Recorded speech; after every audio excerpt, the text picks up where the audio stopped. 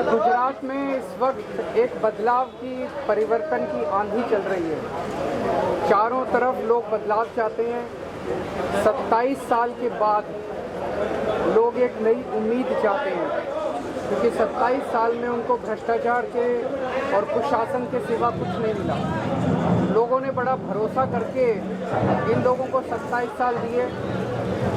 अब लोग बदलाव चाहते हैं और पूरे गुजरात में एक आंधी चल रही है। बड़ी मज़े की बात यह है कि जब से आईबी की रिपोर्ट आई है कि आम आदमी पार्टी की सरकार बनने जा रही है, ये दोनों पार्टियां, अब सीक्रेट मीटिंग हो रही है इन दोनों पार्टियों की। रात को 12 बजे 1 बजे इनकी मीटिंग होती है और अगले दिन ये एक ही भाषा बोलती हैं दोनों पार्टियां।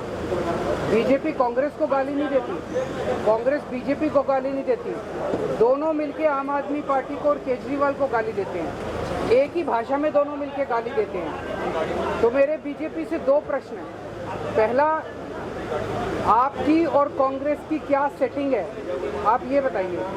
हमें पता चला है कि कांग्रेस के बड़े नेता यहाँ पे प्रचार करने भी नहीं आ रहे, तो कुछ तो दोनों के बीच में कुछ जबरदस्त सेटिंग हुई है। तो ये बताइए कि आप दोनों के बीच में क्या सेटिंग है। और दूसरी, जब हम कहते हैं कि गुजरात के लोगों को अच्छे स्कूल देंगे, तो ये दोनों पार्टियां उसका विरोध करती हैं। ये नहीं चाहती कि गुजरात के बच्चों को अच्छी शिक्षा मिले। इनको गुजरात के बच्चों से क्या दुश्मनी है। हम कहते हैं कि गुजरात में अच्छे अस्पताल खोलेंगे, ये दोनों उसका विरोध करते हैं। ये नहीं चाहते कि गुजरात के लोगों को अच्छे स्वास्थ्य सेवाएं मिले। हम कहते हैं गुजरात के लोगों को मुफ्त बिजली देंगे। बीजेपी हिमाचल प्रदेश में जाके कहती है हम फ्री बिजली देंगे, वेस्ट बंगाल में जाके कहती है हम फ्री बिजली देंगे, गुजरात में आके कहती है फ्री बिजली गुजरातियों को नहीं मिलनी चाहिए। गुजरात के लोगों से इनकी क्या दुश्मनी है। तो ये 2 प्रश्न बीजेपी वाले जवाब दें। नंबर 1 कि उनके कांग्रेस के साथ क्या सेटिंग है, और नंबर 2 गुजरात के लोगों से इनकी क्या दुश्मनी है कि ये नहीं चाहते कि गुजरात के लोगों को फ्री शिक्षा, फ्री स्वास्थ्य सेवाएं और फ्री बिजली मिलनी चाहिए। आपके मंत्री के बयान के बाद जो है, सरकार के मंत्री के जो बयान, एक मिनट कुछ बोलना चाह रहे हैं। एक मिनट आपसे जवाब देंगे। मैं जब से गुजरात में हम आए, हम खेड़ ब्रह्मा गए, सुरेंद्र नगर गए, आज हम धर्मपुर से आ रहे हैं, कल रात वडोदरा में थे। चाहे वो शहरी एरिया है, चाहे वो गांव का एरिया है, लोगों का अपने आप घर से निकलना, इतनी बड़ी संख्या में निकलना, ये बदलाव के संकेत हैं। गुजरात के लोग एक नई कहानी लिख रहे हैं इस बार। पंजाब में भी बिल्कुल ऐसा ही हुआ था कि हमारी जब 40-50 दिन रह गए थे इलेक्शन में, तो लोग अपने आप बाहर आके हमें कह रहे थे कि हमें भी जो है बदलाव चाहिए।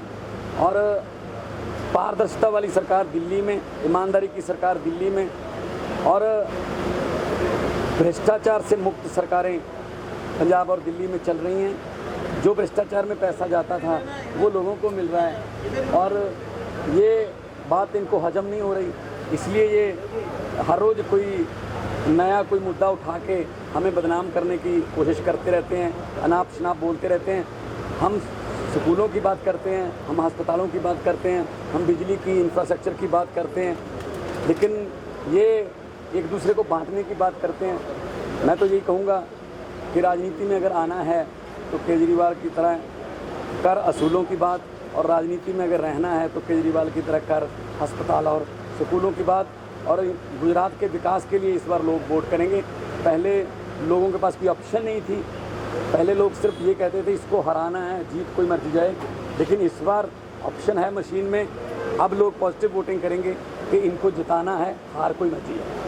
वीरभद्र जी, मेरा सवाल ये है कि आपके जो दिल्ली सरकार के मंत्री द्वारा जो निवेदन दिया गया, तो उसको लेकर बीजेपी आप पे हावी हो गई है और आपके चल रहे पोस्टर वायरल हो रहे हैं। अब गुजरात मैंने देखा, आप सही बोल रहे हैं। जब कल मैं आया, चारों तरफ इन्होंने मेरे खिलाफ पोस्टर और मेरे खिलाफ बड़े बड़े होर्डिंग लगाए। उसमें इन्होंने एक मेरी फ़ोटो लगाई और उसके बगल में इन्होंने भगवान के खिलाफ बहुत गंदी गंदी बातें, अपमानजनक बातें लिखी। गुजरात के लोग ये पसंद नहीं करते। भगवान के खिलाफ इस तरह का अपमान करना गुजरात के लोग पसंद नहीं करते। कौन लोग होते हैं जो भगवान का अपमान करते हैं? कौन लोग होते हैं जो भक्तों का अपमान करते हैं? आपको याद होगा, हमारे पुराणों में लिखा है, रामायण में, महाभारत में, पुराने ज़माने में जब ऋषि मुनि तपस्या कर रहे होते थे तो राक्षस आके उनकी तपस्या भंग करते थे। राक्षस भगवान का अपमान करते थे, राक्षस भक्तों का अपमान करते थे। ये जितने लोग ये जो इन लोगों ने चारों तरफ आपकी नफरत मेरे से है, आप मुझे जो मर्जी बोल दीजिए, आप भगवान का अपमान कैसे कर सकते हैं? तो जैसे मैंने कहा, ये राक्षसों के वंशज हैं, ये लोग कंस की औलाद हैं। और मेरा जन्म जन्माष्टमी के दिन हुआ था। जब मैं छोटा बच्चा था, मेरी दादी मुझे प्यार से कृष्ण लल्ला कहती थी। तो मैं इनको कहना चाहता हूँ, भगवान ने मुझे एक काम दे के भेजा है कि इन कंसों की औलाद का, इन राक्षसों का नाश करना है, जनता को बचाना है इन लोगों से, जनता को गुंडागर्दी से, इनकी मारपीट से, ये जो भगवान का अपमान कर रहे हैं, इनसे बचाना है। जनता के साथ मिलके हम भगवान का काम पूरा करें। कंस कौन है? कंस यही लोग हैं जिन लोग आप जानते हैं, जो लोग आपसे पूछवा रहे हैं, वही लोग हैं। उन्हीं लोगों ने लगाए हैं सारे पोस्टर। आपका जो मर्जी मेरे से बैर है, मेरे से नफरत है ना, अब भगवान के खिलाफ कैसे लिख सकते हैं इतनी बुरी बातें? इसका मतलब आप गंदी राजनीति कर रहे हैं, आप भगवान को राजनीति के अंदर खींच रहे हैं। आपके मंत्री ने भगवान का